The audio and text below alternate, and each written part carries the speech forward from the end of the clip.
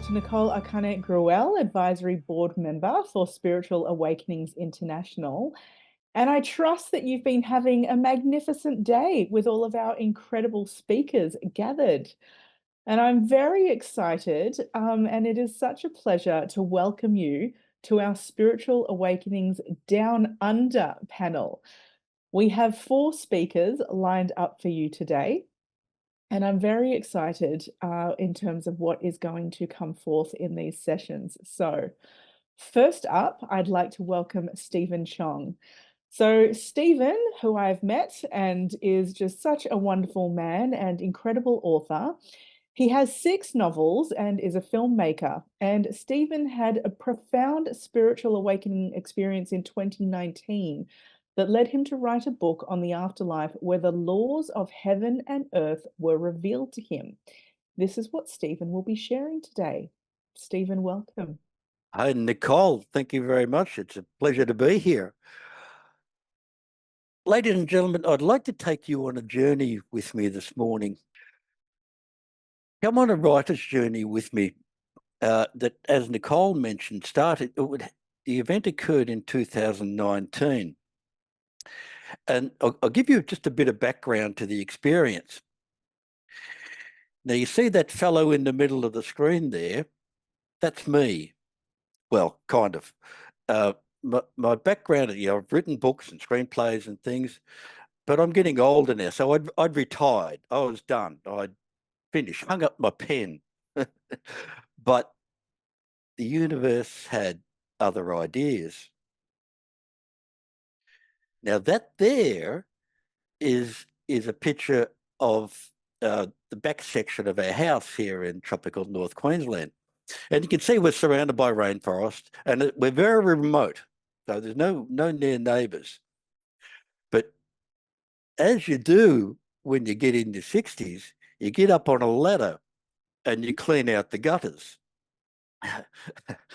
And this particular morning, it just happened to be a little bit wet and the ladder slipped. And those windows, you see, the ladder went through all the windows. Yeah, and so there's glass everywhere. And I'm on the ground in a heap. And I can't feel anything below my neck. And I remember thinking at the time, Stephen, you are in a deal of trouble here. But fortunately, my wife was present and she came to my rescue and here we stand. But I'd fractured my neck. And yeah, there was a great deal of pain and rehabilitation. But I must tell you, the revelations that happened did not occur at the time of the accident, but rather through the period of rehabilitation. I'm on a couch for 3 months, can barely walk and good for nothing at all. And I had this title of the Afterlife, a Journey To going through my head like a hamster wheel. And, like Peter denying the Christ, I've said, I'm done. I'm finished. Leave me alone. I'm not writing anymore. I'm going to plant tomatoes in the garden. But eventually I've said, okay, I'm in. Whatever it is, I'll write. But the afterlife, what do I know? I know nothing. But my now understanding of these significant experiences, these NDEs and these STEs, they have 2 primary functions. And the first one is a redirection, and it's a redirection of choice. It's like, Stephen, you've had a significant experience. You can stay retired and go and plant your tomatoes. But the universe says, you have a higher purpose. We have something for you to do. And that's what I've chosen. Now, the second thing that I understand now, the second primary function, is that these experiences imbue us with superpowers. They give us skills and abilities, talents and skills that we did not know were there. that was blatant. We write, we paint, we become a medium. Whatever those skills are, they are now divinely given. But again, they are a choice. And in my case, as I mentioned, the afterlife, I knew nothing. However, what happened was when I was able, I sat in front of the PC and I had no storyboard, no characters, nothing, a blank, just the title in my head. And ladies and gentlemen, it was like, it's difficult to explain. It was like tuning a radio dial with a frequency. And this was all in heaven. I saw the colours, and don't think the 7 colours of the rainbow. Think 10, 100-fold. The colours were majestic, and the music. Now I have no music ability, but it was like the music was a part of everything. The grasses, the trees, everything was music, and I did my best in the writing process. I did my best to describe. And then there was the dialogue. The character's name that came through was Athar. I saw through his eyes. He's showing me things. He's taking me to different parts of the heavenly realm. I felt what he felt, and he took me to different levels of the heavenly experience that I did my best to describe. And people have asked me whether I was channeling. Now I'm just a regular dude. I don't know, but I heard what he's and Athar's dialogue was Old English, like it's Victorian, like even Elizabethan. So, and I neither think nor write anything like that, but that's what come through. And I was seeing where he was taking me, and doing my best to describe what he showed me. Ladies and gentlemen, what I saw and described were wonders to behold. And again, it's all in heaven. We went through the healing arena, the nether regions, a school for children, and others there that you can see, abode of reunion, the great hall of learning. And I'll give you a brief description of some of these, of what I saw and did my best to describe. The healing arena, if you can imagine the Roman Colosseum in its glory, and it's filled with souls in multicolored robes, and they're chanting the Om sound. So this Om sound is reverberating through this arena. And in the middle of the arena were these repose lounge chairs. And in these seraphim brought in these decrepit souls, malformed with great melodies, and they were reposed on these lounge chairs. And into the arena come this majestic angelic being, and he raised his hands and he weaves a ball of taking the energy from the souls in the arena.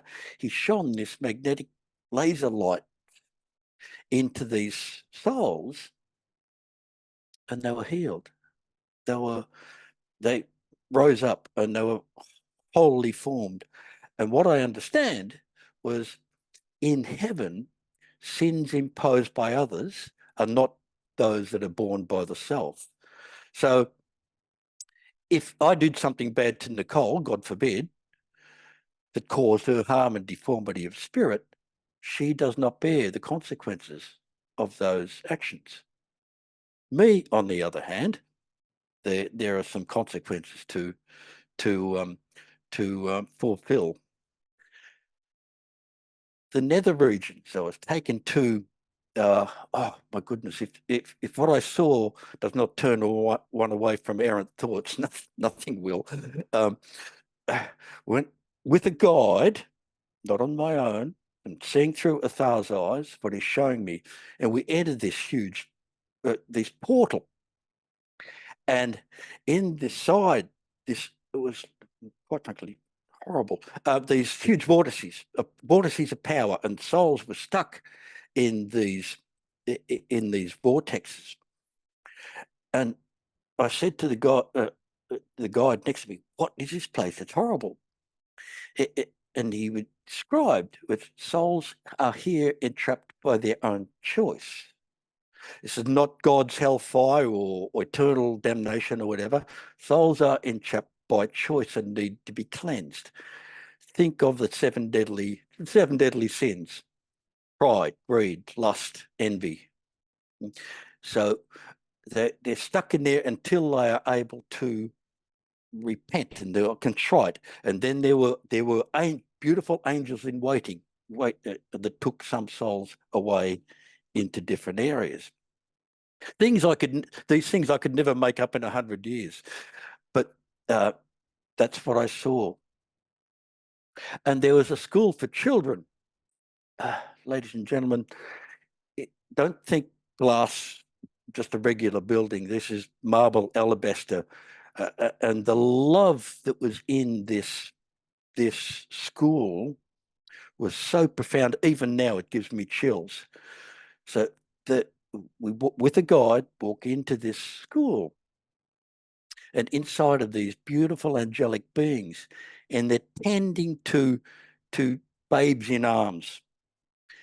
And and the love was so profound. And what I understand is that no child that leaves the earth plane early. Every child is so beautifully nurtured by the Heavenly Father and his angelic hosts.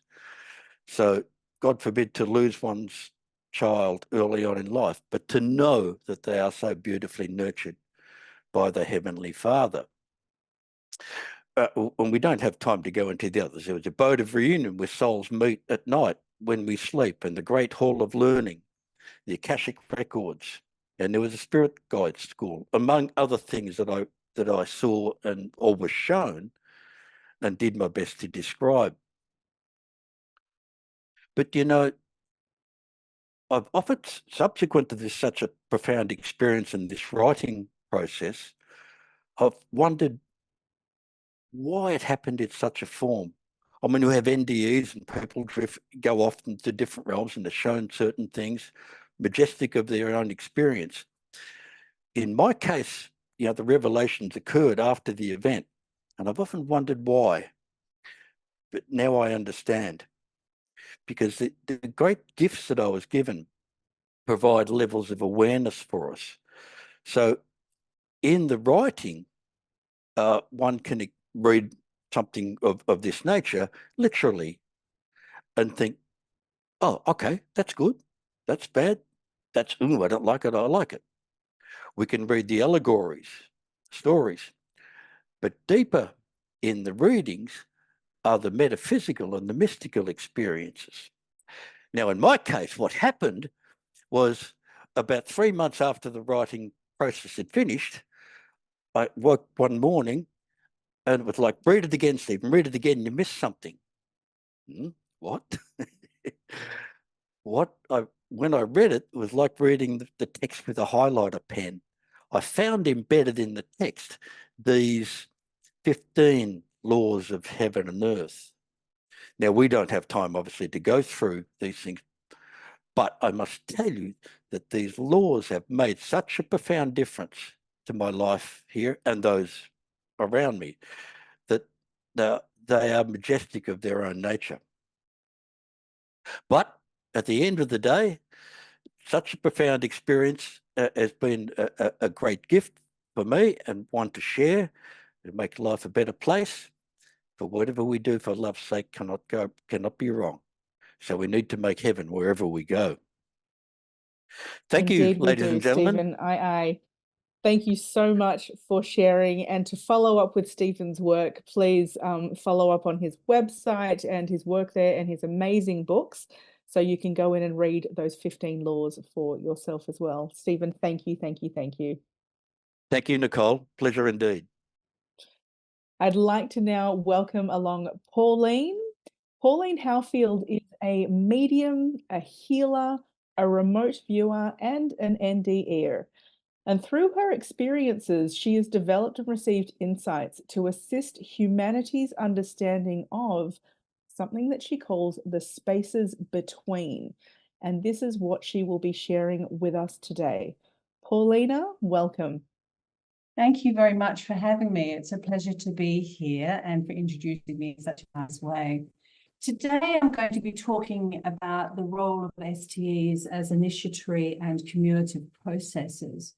I believe that they work across lifetimes and energetic timelines, and they help us develop an understanding of the spaces in between.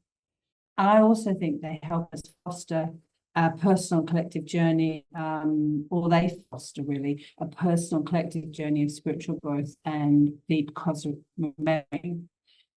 When I talk about the spaces in between, it goes into a tricky area, because really when we start to talk about the spaces in between, there aren't any words. There aren't really images that can show exactly what the spaces in between are either. So I can tell that there will be people going, well, as soon as we talk about the spaces in between, we've separated ourselves from the spaces in between. So please bear with me while I talk about these, and including this image. This may not be what people assume is the spaces in between, or it feels like to them. But as we know, creating images or finding images and also talking about these things, they're not always the easiest things to talk about and find images of. So what are the spaces in between? Well, firstly, many people are looking for places they belong to, they fit in, and they're looking for something that gives them a sense of purpose sometimes and how they feel more at home. But the spaces in between is that. It's where we fit, where we're meant to be in conscious engagements with interconnected consciousness that is all there is.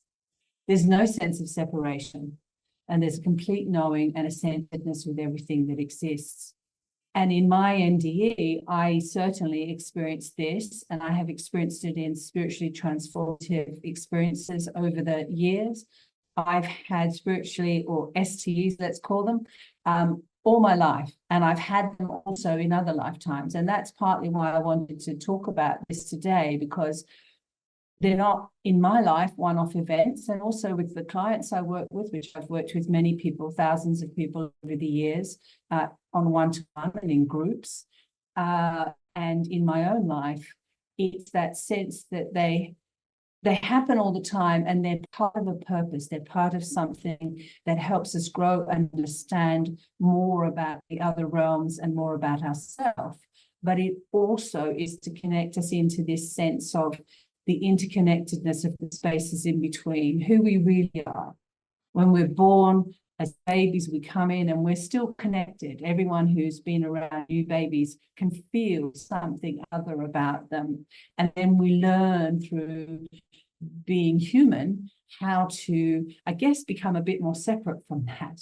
And part of this process that I think we're on in understanding NDEs and spiritually transformative experiences and the spaces in between is to understand how connected we really are and how we can get back into that connection. So spiritually transformative experiences foster potential conscious interaction with the spaces in between, and they help us understand that innate connection. They also facilitate a personal and collective journey of spiritual and deep cosmic remembering. Now, I know that that really works that way for me, but as I said, I've worked with many people and I see that there are patterns involved. There are reasons for these happening. And it's not, while sharing our stories is a really good way of sharing this information to people. I think it's really great that we're now also starting to see that there's patterns involved. Stephen talked about that there are things that we learn and grow from. So what are STEs? Well, I believe that they're cumulative teaching and initiatory devices. They work across lifetimes, galaxies, and energetic timelines. And why do they happen? Well, to awaken, to teach, to give direction, and to help us remember. So in my experiences, that I've had, it's definitely initiatory and cumulative in the process of it will meet me where I'm at, and it will show me what I can understand and how I can develop my soul, energetic connection, and my awareness of things. They take place according to what we need to learn, what we need to integrate and grow from at a vibratory frequency level that is relative to the stage of soul and spiritual evolution of each experience. So this is relevant whether you have an STE by yourself or there's a group STEs, because there are group spiritually transformative experiences. There's significant research about group death experiences, NDEs. There's also, in a way, collectively in the culture, experiences where maybe a whole town or a whole country or a whole planet experiences things, and these can be the spiritually transformative experience for each individual, and they will resonate for that person at the vibratory frequency level that is relevant.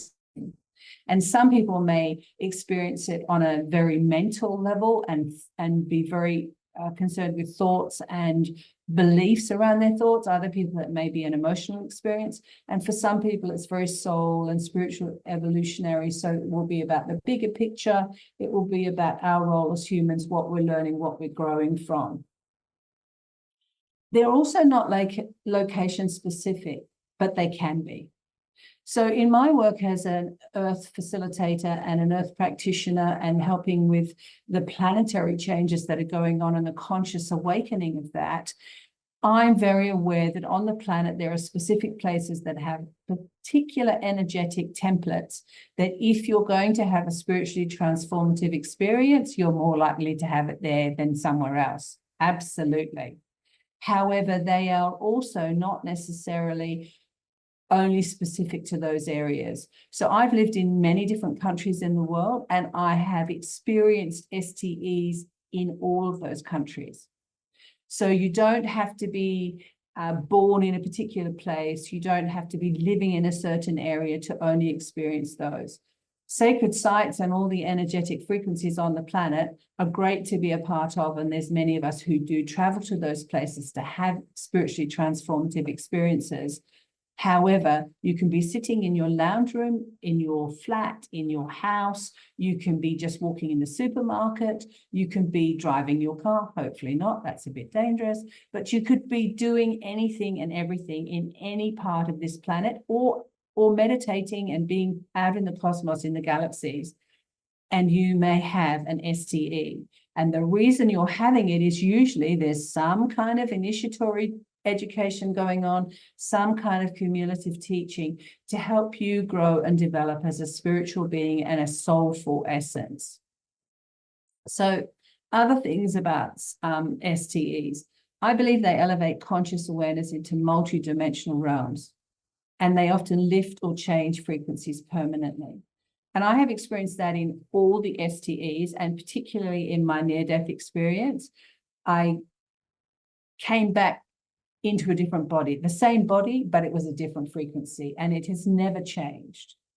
It has always continued to grow since then. And in my NDE, it was to help me remember things. It was to ensure that I had the connections that I knew I already had from previous lifetimes in order to continue doing the work, and to understand the concept of afterlife from the point of view of how the body is created, how the body disappears, what the afterlife is, so that I could do this work. So it elevated a conscious awareness into multidimensional realms.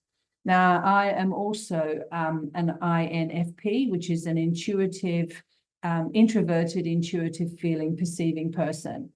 And that was also expanded.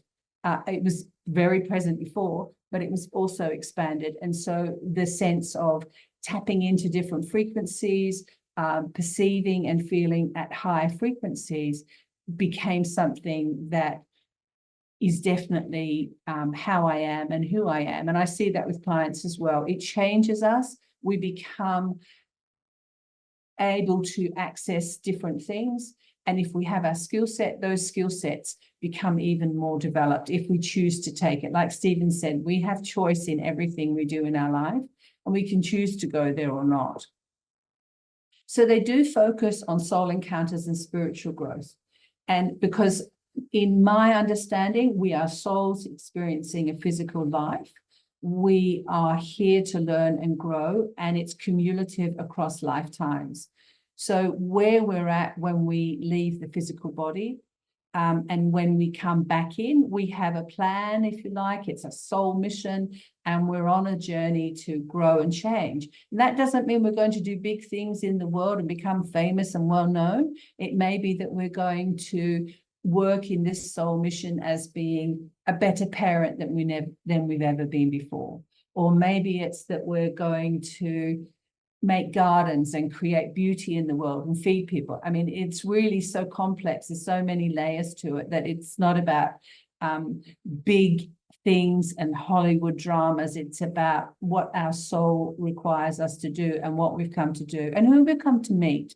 So soul encounters are really important. And many of you in your own lives may have felt that you meet people and you think, gosh, I really know that person.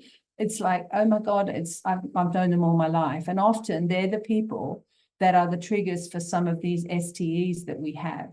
Or they may be that the STE itself triggers the meeting of those people and is connected to your soul mission. They also clarify humans are more than mind, body, and emotions. And so definitely in my spiritual experiences, all of them, some of them occur where I could ostensibly say I was out of body, although I feel like I'm in my body. And the NDE was definitely a deeply profound awareness that we're not the body, we're not the mind, and we're not the emotions. And if we're not that, the question is, who are we? And that's where the soul loves those questions, because the soul goes, we're this, we're that, we're not that. We're something else. And so that's part of that growth process that STEs enable. Is it's not a questioning in that left brain way of why, but it's the questioning that enables the open-heartedness to develop and the soul connection to strengthen. Because I believe that we're here to work with soul and be soulful in our experiences. And also it will highlight that death is not the end of life. I did originally write that as death is not the not the final frontier, but I changed it because I thought, well, life continues on and there's frontiers and there's different frontiers. But so also the afterlife, and many of us have our experiences and we want to talk about what it's like in the afterlife or what we learned and what we're engaging in. And they also help us understand that time, space, and matter are 3D concepts. And so for many years in my experiences with STEs, I have been taught about that time, space, and matter. And I'm going to share one story in the next couple of minutes and before we come to the end. And that is that I was traveling on a highway one day. You see, I told them they happen everywhere. They can happen anywhere and everywhere. You got to be careful when you're driving. And I had to at one point say to my people, not so much when I'm driving, please, it's too dangerous. But I was driving in a very small car on a 6-lane freeway. And I realized, and it was an afternoon, about 4 o'clock in the afternoon, traffic was getting busy. In fact, it was very busy. And there were 3 trucks that I could, or lorries, depending on which country you're from. They were on my left, immediate left side. I was in a small car. They were big carrier trucks or lorries. And so they had big things on the back of them. And I looked to the left and I thought, oh, they're quite big against me in a small car. And then I saw one come up right behind me in the rear vision mirror. And I thought, oh, there's another one right behind me. And then one of them, another one came up to the front and went in front of me. So I now had them on 3 sides of me. And I was feeling a bit vulnerable, small car, big lorries, thinking, oh, I don't know that I like this. Then I saw one come up on the right, and it put its indicator on, and I thought, it hasn't seen me. Well, I remember seeing something, heard a pop, and we were all in the same level together. So these sorts of things were teaching me about time, space, and matters. So there's always incidences. Thank you very much for listening to my stories, and I appreciate being here, and I look forward to hearing the other stories as well. Thank you so much for sharing, Paulina. So many deep layers there. And if you'd like to follow up with Paulina's work, please jump back onto the website as well, and you will be able to connect with her that way. Thank you, thank you, thank you. So Phillip Crouch is our next speaker, and Phillip is a conscious spirituality practitioner, which I'm sure he will explain. So two precognitive dreams 50 years ago changed Phillip's life. And since that time, he has been exploring and sharing awareness of the soul's purpose, the afterlife, cosmic awareness, and so much more. Phillip, welcome. You'll need to unmute, and I look forward to this deep dive. Thank you, Nicole. And thank you, Stephen and Paulina. It's lovely. It's just hearing all the sharing. It's wonderful because we had a pre-meet before, and just lovely hearing it all unfold. I suppose you could say that was my first self-transformation experience, was a precognitive dream. Changed my life entirely. I was on a lovely trajectory going to what we call TAFE in Australia, doing a management course, and happily married with 2 kids and all those wonderful things. No. Precognitive dream one night changed all of that. And without getting into too much detail on it, it all unfolded. Lost family relationship, job, car, transport, accommodation, the whole bit. So that was it. Who the hell am I now? Here I am. I was only a very, very young man with that. So I found myself and kind of lost, had a psychic reading, went along to a spiritual church meeting. And the medium, I was standing up on the platform and I'm sitting here with everybody else. Oh, yep, that's fine. It's all good. And then she points me out and says, by the way, young man, yes, you're needed in this work up here and behind the scenes. And I went deep red, tried to hide under the seat. I thought, no way, you've got to be kidding, not me. Right, okay. Long story short, exactly that, within 2 years, I was actually doing what they call platform work, facilitating a group, doing the meditation, learning the connectedness, attending seances, the whole gamut of spiritualism. It really was quite a wonderful, wonderful experience. And a little bit later, we have 1982. I used to travel quite a bit interstate, or intercountry, as it were. And another dream. It's a nightmare. Saw this truck. I'm thinking of Pauline and now talking about the car. I saw this truck, oil tanker, coming down the other side of the highway. Because I roughly knew where what part of the highway it was, I always slowed down. Didn't happen the next day or the next week. I can't remember now, 12, 18-month period. But yes, sure enough, every time I slowed down there, truck coming down the hill, and there it was, boring down. I shouldn't be here. But yeah, that avoided it and slowed down. So, you know, it made you realize, as Pierre Till, never get that right, Pierre Teilhard de Jardin, Silver Birch and Spiritual Light teachings all emphasize we're not human beings having a spiritual experience. We are spiritual beings having a human experience. And that's always stayed with me throughout my journey with that. But moving along a little bit, I formed a small group called, any of those that know Australia or Sydney in particular, formed a group called the Nepean Psychic Centre. And we started to do things a little bit different to just the spiritual church meetings. So we looked at PSI, ESP, auras, healing in a different sense, numerology. That's where I first discovered the tarot. And all those kind of things were there, part of it all. But we actually held things publicly, which was very good because we actually had a forum one time. I won't spend time on it. But how much truth there is in the Bible, and does it really matter? Okay, I got all these different speakers together. The one I had the most difficult with was, in fact, the Orthodox Church. I think I made about 35 phone calls and half a dozen letters to get a speaker along. Anyway, when they did come along, it was really, really magic. And I think they expected to walk into this hall with a whole group of people wearing cone hats and funny clothes and all the rest of it looking strange. No, that just didn't count. That's where I think I stand in that area. Because to me, there's no limitations in all of this work. It doesn't matter what age you are, what experiences you have. I know without going into lengthy detail, a lot of the spiritual experiences you don't expect or think is going to happen do happen. And they're a wonderful learning curve.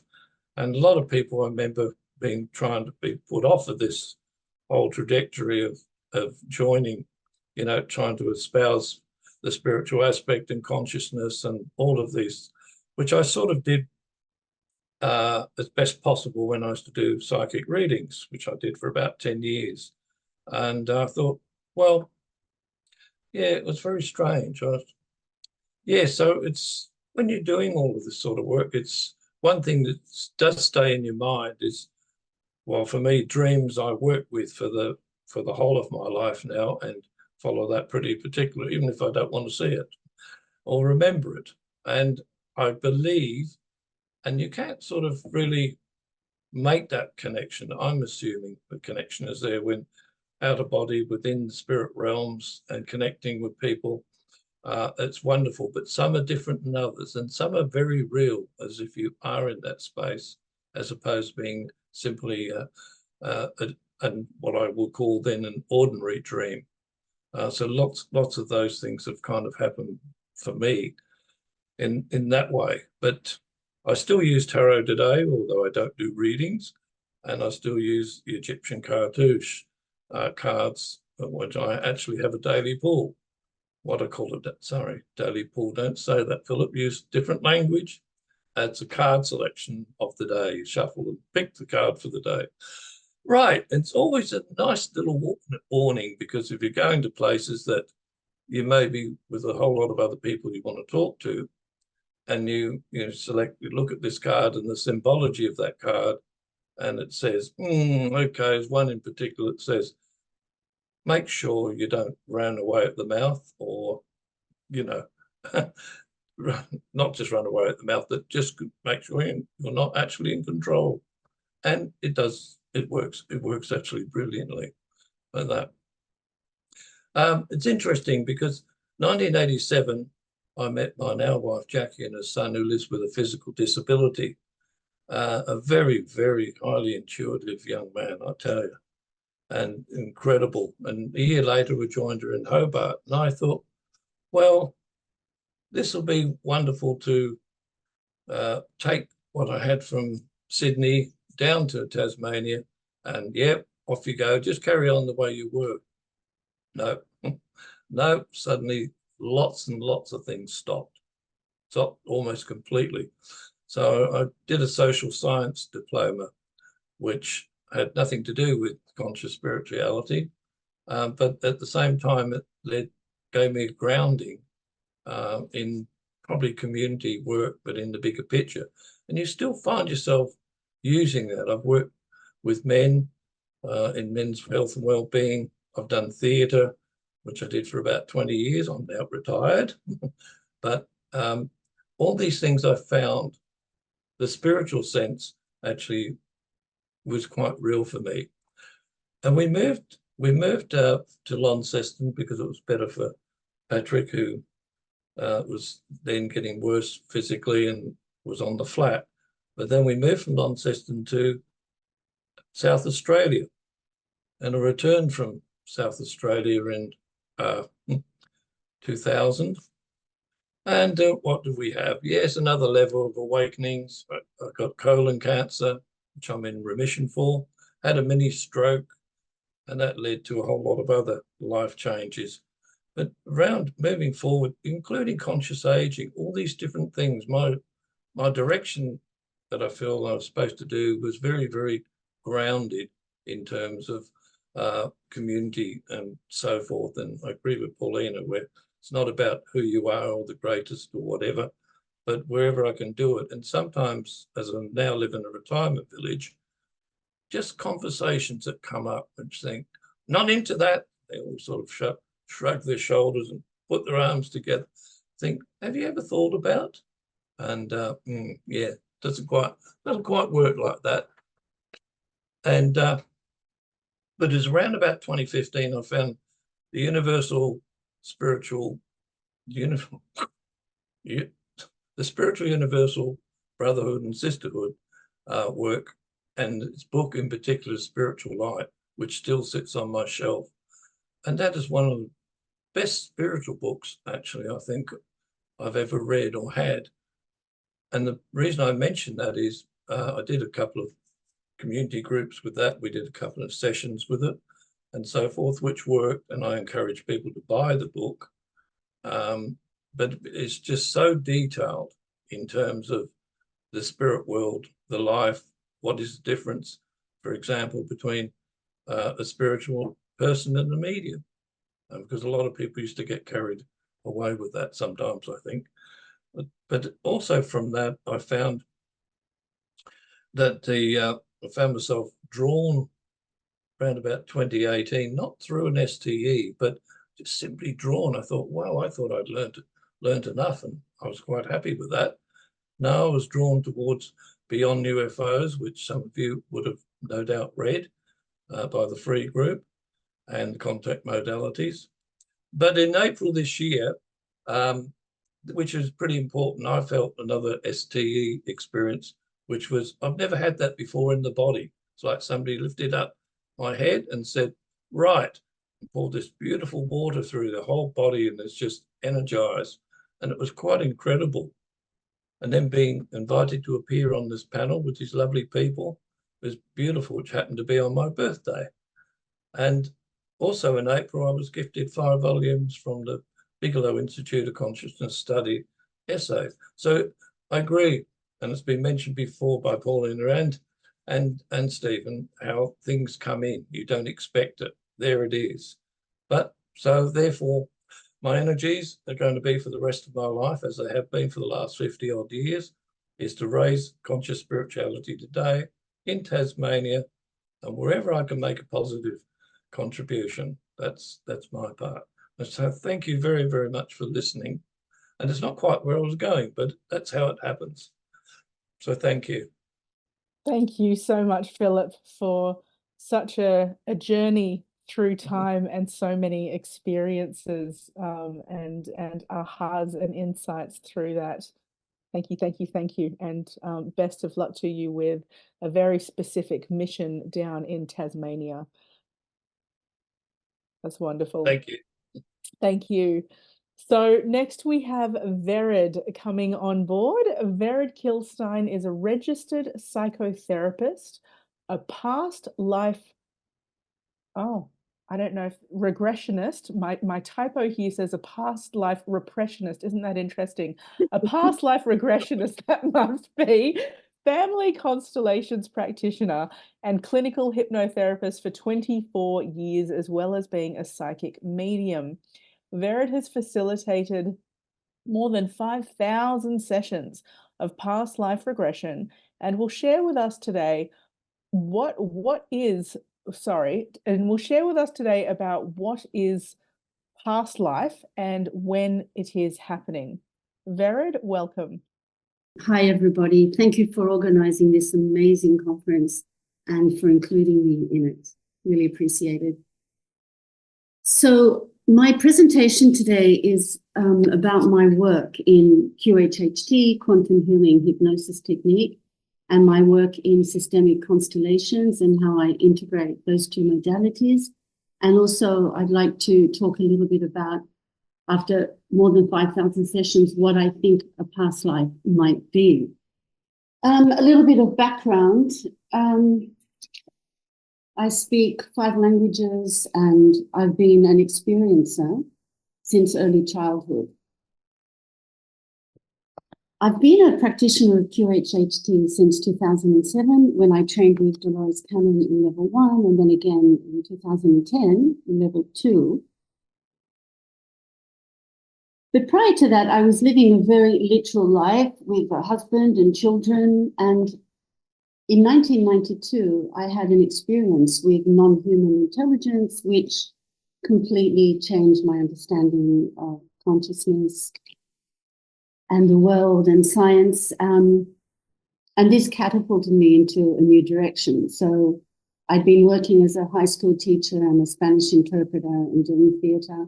And I left all of that and I started to study Jungian psychology and what's known as psychodynamic astrology, which is basically Jungian astrology. Psychodynamic meaning understanding the dynamics of the psyche. And my mission then became to help people, escort people into a new understanding of who they were and their mission. So a few years later, I went back to university and I did a postgraduate degree in psychotherapy.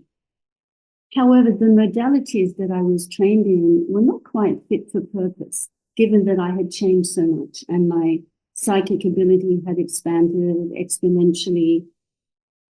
So it wasn't quite working for me. What I was interested in was the psychospiritual. So I was very lucky to come upon the work of Bert Hellinger, a German psychotherapist. He'd originally been a priest and went to Africa and became very enamored with the understanding of the Zulu people. Anyway, so he goes back to Germany and his form of psychotherapy really spoke to me, and it's called systemic constellations.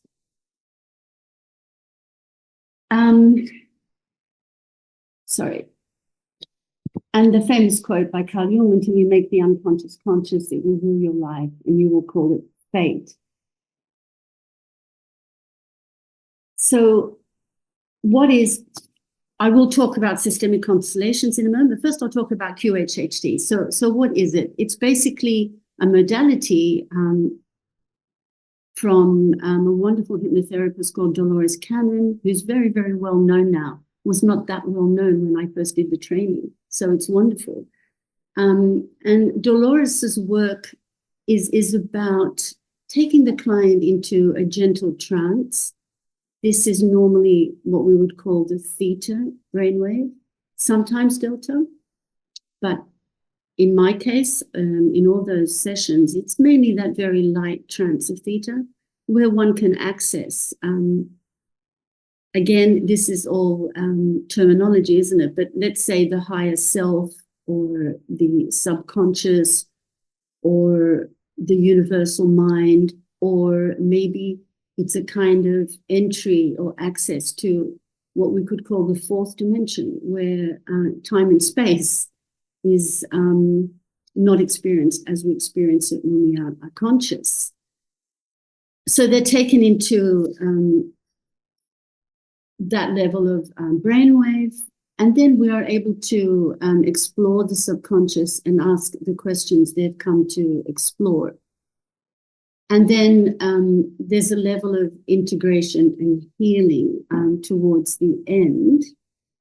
People come mainly for the following reasons. It can be for illness, depression, relationships, anxiety, lack of direction, unexplained occurrences, abduction experience. And I tend to be specializing in that the last few years for obvious reasons, I think. And some people come and they're not even really sure why they've come, but it all makes sense once they're there.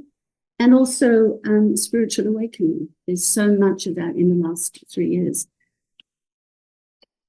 So what actually happens is the client sees themselves or senses themselves, depending on how they're made up. Some people are very visual, some are not so visual.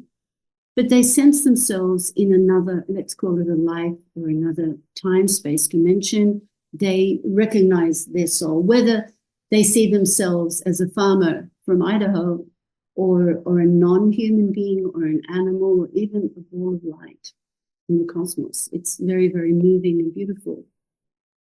And although I believe we all originate from source, I've noticed that souls seem to fall into three categories. So the first category would be more earth-based souls, meaning people that are coming back and back and back to the earth plane to perfect their soul, if you like.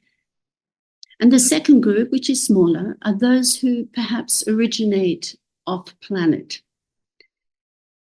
And what seems to be the leitmotif there is that they've all come to assist the world in its ascension. And then lastly, a much smaller group, those who have come directly from a higher divine source. It's very, very rare. I will come back to past life in a moment. No, I won't. I'll do it right now. Sorry, that's my sequence. After thousands and thousands and thousands of sessions, I still ponder about what it is to experience a past life. Because I think that for me to have very strong views on defining a past life would presuppose that I actually understand how the universe works and what consciousness is, and I don't claim that. However, this is what I feel might be the case. I feel that a past life, quote unquote, is some kind of dream sequence, even the one we're in now. And we all know that when we are experiencing the dream, it is real. We experience it as real. And I wonder whether this dream sequence is in fact something that we download into our consciousness because it gives context to us to follow our mission, our soul purpose. I've watched so many thousands of people, quote unquote, die under hypnosis during their session and cross over. And I find that they're greeted either by a loved one from their immediate family who has passed over, or a guide, or also what we would call an off-planet being. But whoever it is that comes to greet them, if they want to be greeted, and I always check whether they want this, and they always do, 10 out of 10. But whoever comes, they recognize this being as a loved one or part of their soul family, if you like. I feel that those who are greeted by an off-planet being, again, terminology, an extraterrestrial, an interdimensional, that these clients themselves tend to originate off-planet. And of course, it's quite a long process, and I'm not really talking about what we would call life between life, which is more the work of Newton, wonderful Michael Newton, although I do sessions like that as well. But I find that those people who are greeted by, let's call them off-planet beings, often will return to their place of origin. Again, though, the leitmotif with all of these experiences, an incredible level of joy that the client experiences in that reunion.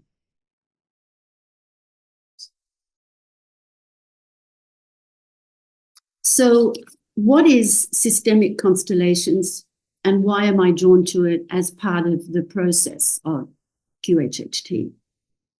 So systemic constellations, as I explained earlier, was devised by Bert Hellinger, and it's based on the principle that we are born into a field of influence, that individuals are influenced by this field. And what's in the field? Our family system, and everything that's happened to our parents and our grandparents and so forth. Who knows how many generations back? And this is actually underpinned by DNA, by our understanding of DNA now. And all the traumas and the unresolved issues from those generations. And I have extrapolated that unresolved past lives might also be present in that field. And that's a principle that I work from. So the work aims to highlight or bring to light any unresolved entanglements, transgenerational trauma, And even though traditionally or originally, it's done in groups of people, actual people. So you'll have a group of people and whoever the client is will choose other people in the group to represent perhaps their grandmother or an experience they had or a memory, etc. However, my adaptation, and I'm not alone in this adaptation, and there are many practitioners around the world who do this, is to use figurines. So as you see, I will, in my psychotherapy sessions, I will create a field like this. And by virtue of what the client is choosing, what figurine they choose to represent a particular memory or a person or a concept, what it's able to do is reveal what is behind the narrative, reveal what is actually operative on a subconscious level. And at some point, they've created their own field. I give them their space. This is an example of the end of a session. And that in and of itself very often leads to resolution of the issue, and sometimes not resolution, but a deeper exposition of what the forces are influencing their life, be it their health or their lack of direction or their unhappiness, etc. So basically, what I have included in the QHHT is at the end of the session, when they have, let's say, seen themselves as this farmer in Idaho, we will call in this farmer in Idaho because this is an iteration of the person's soul and deal with them as though they are present. And we know that in the fourth dimension, it's all happening now because time is experienced very differently. So we can I actually apply some of the Hellinger sentences. And I wanted to give an example, but sadly there's no time, that's fine. But the client may actually dialogue with this, let's call it former iteration of their soul. And they might say, I honor the journey that you took. I see that you have had, for example, severe loss, but that is your burden to carry, not mine. So respectfully, I leave it with you now. And please smile upon me as I live my life with joy. So that's just an example. Anyway, it's so wonderful to be part of this symposium, and I'm very grateful to have been included. So I might leave it there instead of only giving half the story. That's fine. Thank you, Vered. Thank you so much. We actually will jump into Q&A, so there will be a bit more time where perhaps each of you can further expand on certain things. So I welcome the audience at this point to pop your questions in for our speakers. I will jump back. There was one question here specific for Phillip, if you wouldn't mind answering this one, Phillip. So David asks you, Phillip, what do you use your tarot cards for in your spiritual journey?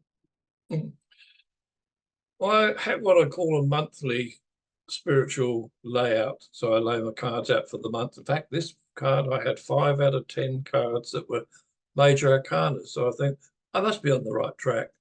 But basically, I just use them in the sense of for if there's a specific purpose, something comes up, might use the cards for that reason. But basically, it's what I call a monthly layout that I do for myself, just to have a look where I'm going. But to me, they're very, very concrete answers, if you like, universally when I use them. So I hope that answers the question. Wonderful. Thank you so much, Phillip. And we have one here for Pauline. Pauline, you left us in suspense. Could you please finish your truck encounter story? Okay, Pauline is happy to finish that story. I got to the point where the vehicles were to my left, to my right, right behind me and right in front of me, and the vehicle on the left moved across, put the indicator on. So I'm in a small vehicle, I could see the indicator at my eye level, and I thought, oh my gosh, we can't all fit in this space. And as I said that and saw the lorry coming over, in theory, to drive right over the top of me, I heard a pop And what I saw immediately was layers of multidimensional realms, and all the lorries and me, we were mixing around and finding our places within that going forward movement. And then when crisis was averted, we all just settled back again. And I don't know whether any of the lorry drivers experienced that at all, but I did. And so as I was continuing to drive, thinking, oh, that was a lucky escape, it was that, okay, did you really think the physicality of space, time, and matter was going to cause a disorder or a disaster or something? So often these experiences, and there's many that I've had, and I'm sure many of you have had your experiences as well, there's some teaching in there. So the teaching was connected back to how space, time, and matter come together. And so for about a year and a half, anytime I drove anywhere, and I was doing a lot of driving, they would use it as an example. Sometimes my fuel tank would go completely empty, and it was full. And I'm like, and they're going, do you really trust? Do you believe? There were all sorts of things that the lessons come in for. And it wasn't about, did I trust or believe? It was really about taking it to another level, about how we manifest reality, and how time and matter and space are 3D illusions, and they're not really what's going on in the consciousness of all that is. Oh, these experiences never cease to be absolutely fascinating. Thank you, Yeah. Paulina. You're And isn't welcome. it wonderful when it manifests in the physical world like that as well, like the petrol gauge too? Yeah. Love that, love that. So we have a wonderful question here for Vered. Ingrid asks, have you ever encountered individuals who claim to have been the same historical figure in a past life, such as Cleopatra or Alexander the Great? And there's a second part to this question. And do they meet their guide or their important spiritual figures? I guess, does the client meet their guide or their important spiritual figures? I'm so glad somebody's asked that. Thank you. I have to say that I never get famous people. I really don't get famous people. So I've never had a Cleopatra or anything like that. I've had a lot of people who were just people, you know, in ancient Egypt and other worlds like that. However, about 15 years ago, I had a young guy who believed he'd been Jimi Hendrix. And he came into my clinic with his electric guitar, and his playing was something mind-blowing.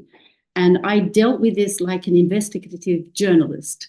You know, what socks was Jimi Hendrix wearing during Woodstock? And so it seemed to me, yes, this is very interesting. 5 years later, I have another guy. These are the only people I've ever had that were so-called famous. Another guy came. He didn't bring his guitar, but he bought a recording. And he was really experiencing exactly the same and had the same level of understanding. So I didn't understand what that could mean. And it launched me into a much deeper exploration. And what I feel might be the case is that perhaps it's just a fractal of our soul self that inhabits the story or the dream sequence. So in that sense, it's almost like going on the internet looking for a recipe of apple strudel. How many people will choose that particular recipe for apple strudel? So what I'm trying to say is that I feel that it's a fractal of consciousness that inhabits the body, whether it's the farmer from Idaho or Jimi Hendrix or anybody famous. And therefore, that, again, I'll call it a dream sequence. That dream sequence in any area of, in any time-space dimension is something that anybody could download into their consciousness from the collective consciousness if they needed to experience it. The second part of the question, I can't answer. I don't really know, because every session is very different. And sometimes we don't go too deeply into what we would call life between life. It just depends on the session. So I don't always find that out. because I defer to the brilliance of the person's subconscious. So if the subconscious decides that, no, we're going now to another past life to give more information, then we don't get to do a lot of the intrepid research into the between lives. I hope that answers you. Could I add Wonderful. something there too? Is that okay? Please, Paulina. I've worked with past life therapies myself, and I have met people who've said they were famous people. Genghis Khan came through very strongly and wanted to behead me. That was interesting. He was definitely there. Cleopatra, and I've met more than 12 disciples from the time of Jesus being on earth.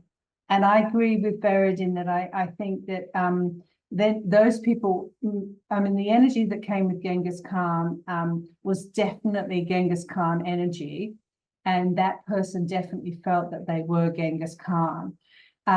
What I think is really interesting, and I've met Red Bull and Sitting Bull and Red Cloud and various other Native American leaders as well. But what I found interesting is I do think that there's imprints that we take on in that collective when we're coming in, because there's a consciousness within those eras and there's those epochs that we're working through as a soul when we come in.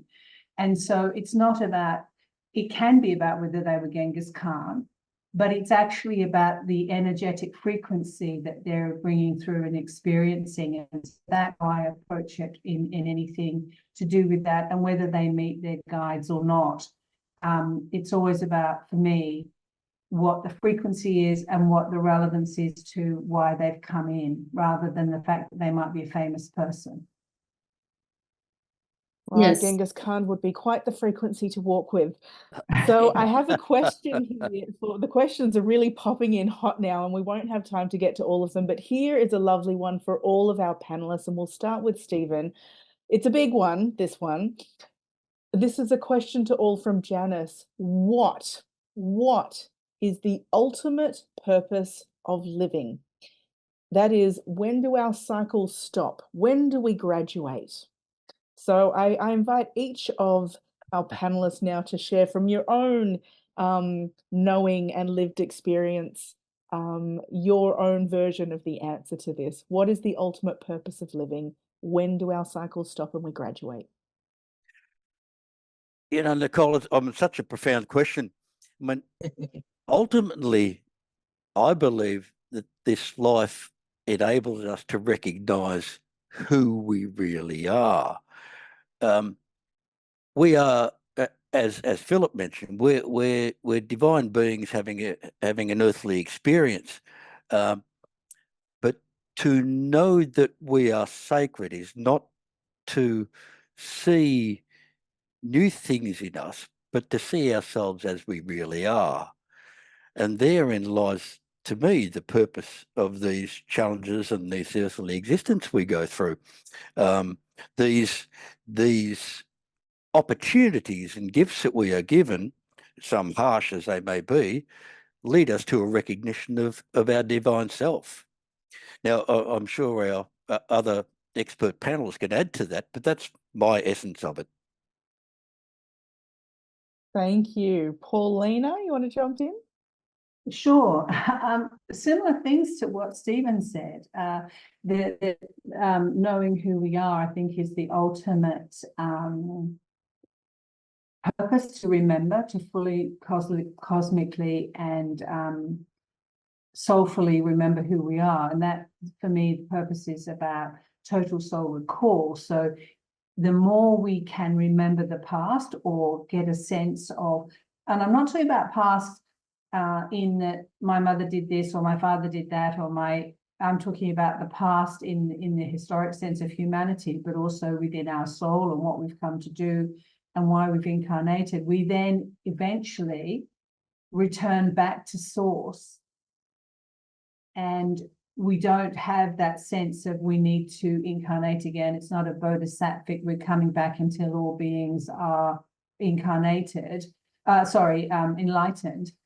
But then when we get back to source, for the joy of the experiences, we begin the cycle again. because it's the joy of the experiences, because once we know who we are, we know that it's an experience that we don't have to be attached to. It's a learning growth process. So we are divine beings, and if that's the ultimate purpose of living or incarnating, I think it's pretty profound, and that may change for me in some years, but that's what I've come to conclude at this point. Thank you, Paulina. Phillip? My thoughts are that the soul keeps evolving, and that's fine. Can understand the spirit having its incarnations to take on new experiences or lessons that they've got to learn. But I'm puzzled and I don't have a final answer, because over the last few years, the material that I've come across in terms of consciousness and other planetary experiences and so forth, I'm not sort of limited to that now. I know that sounds weird. I hope it's not confusing, but for me, that same sort of consciousness exists in other forms. So quite for a lot of people, there's this element that, as I've always believed, actually right up until about 2018, always believed that the spirit returns and soul develops, and that unique experience carries you through. But because there are so many other dimensions, I'm not quite sure now where the soul actually fits. Maybe will learn before I go off, but that's what I'm left with. So I hope doesn't sound too vague. No, I think it's wonderful to enter a space and leave with more questions than when we begun. So thank you, Phillip. And Vered? There's a concept in Jewish mysticism, in Kabbalah, called tikkun olam, which translates as correcting the world or perfecting the world. So if we see that as a macrocosmic understanding, then the microcosmic understanding is to correct our soul. And I feel that in witnessing so many people, let's call it on the other side, on hypnosis, it's always about love. It's just always about love. The acknowledgement that love is what holds the universe together. Having said that, as an astrologer, as a psychodynamic astrologer, more specifically, by studying a person's natal chart, we can ascertain very clearly, mainly through what we understand to be the North Node and the other karmic planets like the Moon and Saturn, what they have experienced in the past and what they are here to correct, if you like, or bring to balance for their soul's purpose. So that's more specific to the person.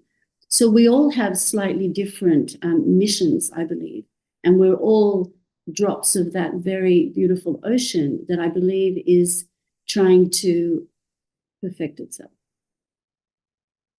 And what an exquisite note to end on. To all of our panelists, thank you.